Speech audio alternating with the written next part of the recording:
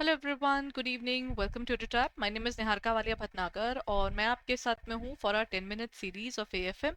और आज हम पढ़ने वाले हैं the topic lease agreements. Lease agreements ना एक बहुत इजी टॉपिक है, बहुत स्कोरिंग टॉपिक है। If it comes in the examination it's never gonna be a very typical question. So इस टॉपिक को करना डेफिनेटली बहुत ज़्यादा बेनिफिशियल हो जाता है।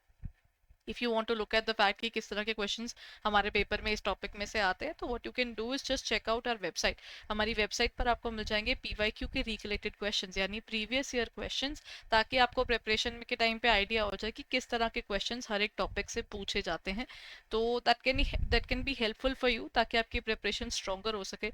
What you need to do is description में एक लिंक गिवन है, उस लिंक पर जाए, वो आपको ले जाएगा हमारी वेबसाइट पर, जहाँ से आप इसे देख सकते हैं एंड एब्सोल्युटली फ्री आपके पास अवेलेबल है। आप इसे डाउनलोड कर सकते हैं। You can actually take out a print out और आराम से पढ़ पाएंगे।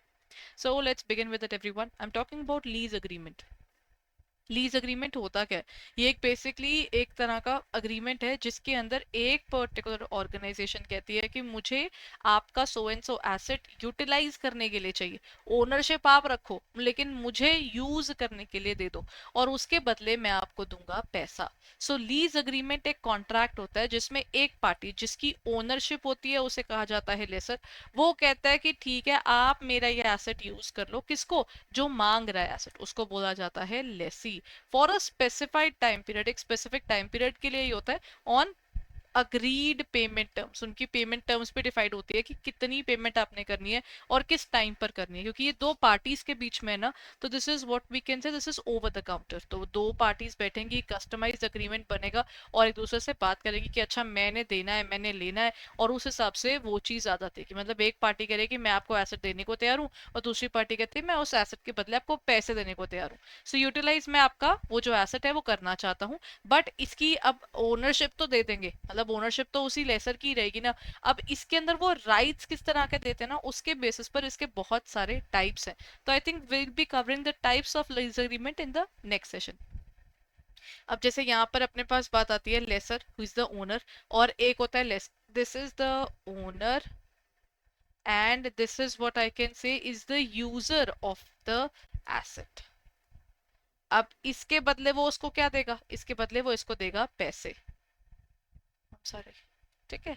तो ये उसको पैसे देगा। This is called lease rentals, और ये दोनों पार्टीज मिलकर डिफाइन करती है, और इसको लिखा भी जाता है कि okay this is the amount that I am ready to give and this other party is ready to पे।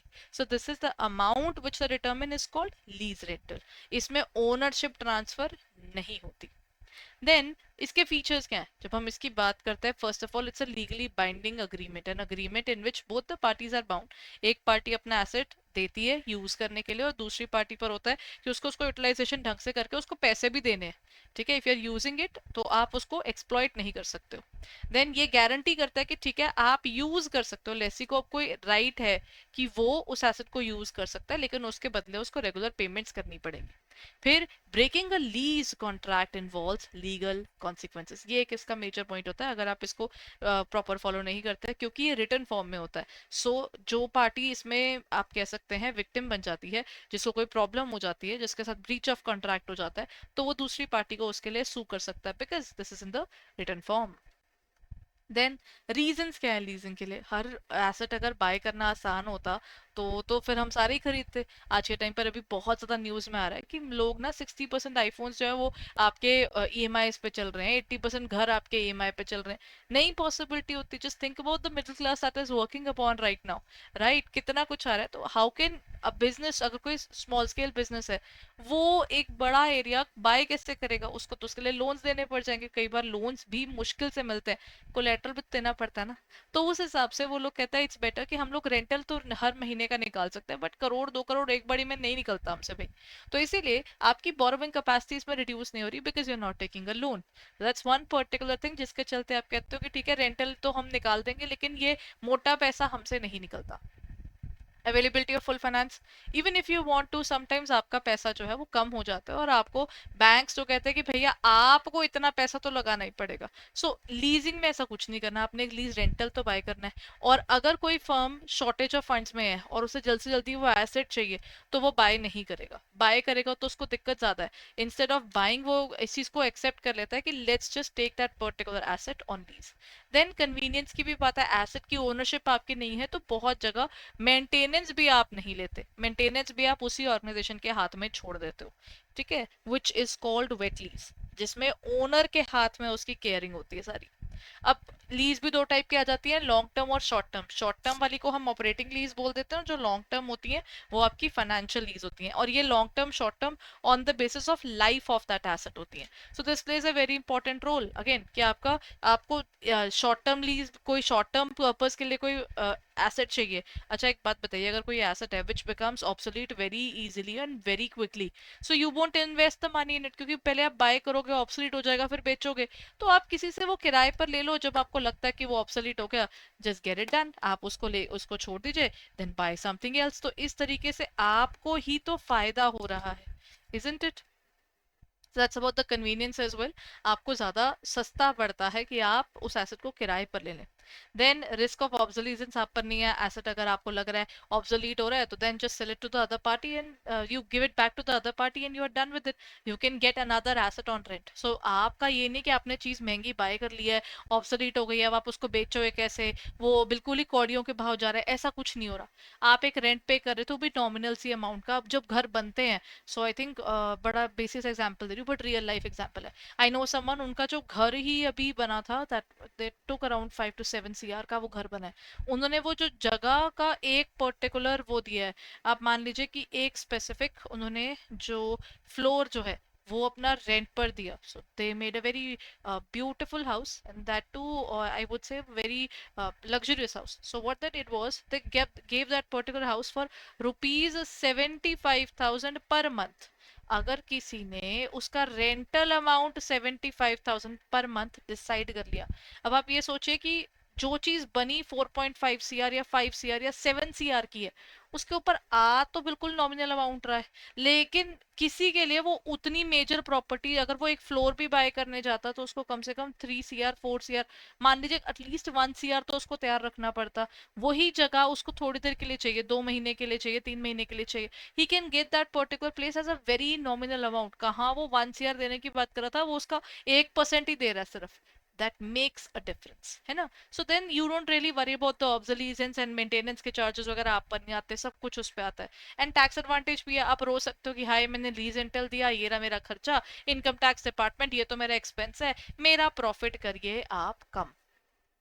देन फाइनेंशियल फ्लेक्सिबिलिटी भी आपके पास आती है, your amount is not stuck, it is not blocked somewhere, you still have the amount, आपको बस rental पे करना है, उतना तो आपको मेंटेन करना पड़ेगा। बट यस, रेंटल भी कहीं ना कहीं एक स्ट्रेस तो मेंटेन करता ही है ना, कि आपको उतना कमाना जरूर है कि आप उसको आराम से बेच भी सको, इजंट इट? और लेस रिस्ट्रिक्टिव कॉवेनेंट्स, मतलब आपके ना इसमें जो आई कैन से कि यहाँ पर लेस रिस्ट्रिक्टिव कॉवेनेंट्स, मतलब यहाँ पर आपके पास रिस्ट्रिक्शंस वाले जो पॉइंट्स है इसमें कम है एज कम्पेयर टू जब आप लोन्स देते हो। बैंक्स की तरफ से रिस्ट्रिक्शंस आ जाती हैं, जो आपको लोन देते हैं वो भी रिस्ट्रिक्शंस तो लगा ही देते हैं, सो देन वो आपके पास इस केस में नहीं होता। So this is it everyone. I hope ये session आपके लिए helpful था. If it was, तो what you can do is you can check out our website, यानी edutap.in पर आप जा सकते हैं. If you go onto the website edutap.in, वहाँ पर आपको मिल जाएंगे हमारे courses. So let me show you where to go if you want to purchase the courses. आप चले जाइए edutap.in पे.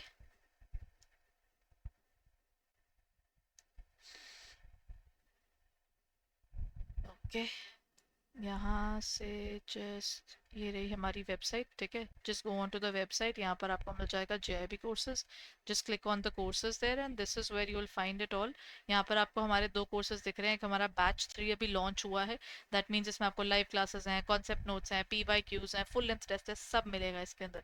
और अगर आपको लगता है कि आपको और डिटेल में पढ़ना है, तो इसमें देखो कि लाइव क्लास के अंदर हम लोग टॉपिक्स कवर कर रहे हैं। मास्टर कोर्स आप ले सकते हो which is way better, because I can से उसके अंदर ना हर एक टॉपिक जो है आपको लाइव क्लासेस में नहीं, आपको रिकॉर्डेड फॉर्म में मिल रहा है, अपनी पेस पर पढ़ेंगे, और छोटे छोटे वीडियोस के फॉर्म में, ऐसा नहीं कि पूरा चैप्टर 3 घंटे का दे दिया इकट्ठा, नहीं, छोटे छोटे 10 मिनट्स के वीडियो, 15 मिनट्स टॉपिक वाइज आपको वो वीडियो अवेलेबल है, जिसके कारण आप उस टॉपिक को पढ़ोगे, साइकोलॉजिकली इंसान को शांति आती है, मेरा इतना हो गया। और आप ना हमारे कोर्सेज के अंदर आपको मिलेगा इसमें एनालिसिस का भी एरिया, कि मेरा इतना पोर्शन कंप्लीट होगा, इतना पोर्शन कंप्लीट होगा, साइकोलॉजिकली आप भी तैयार रहते हो, मैंने इतना पढ़ लिया और मेरा इतना रहता है। जैसे हम नोटबुक्स के तरह करते थे कि हाँ इतने चैप्टर हो गए, ये वाला चैप्टर हो गया, टिक कर लिया, वो सब आपको यहाँ मिलेगा.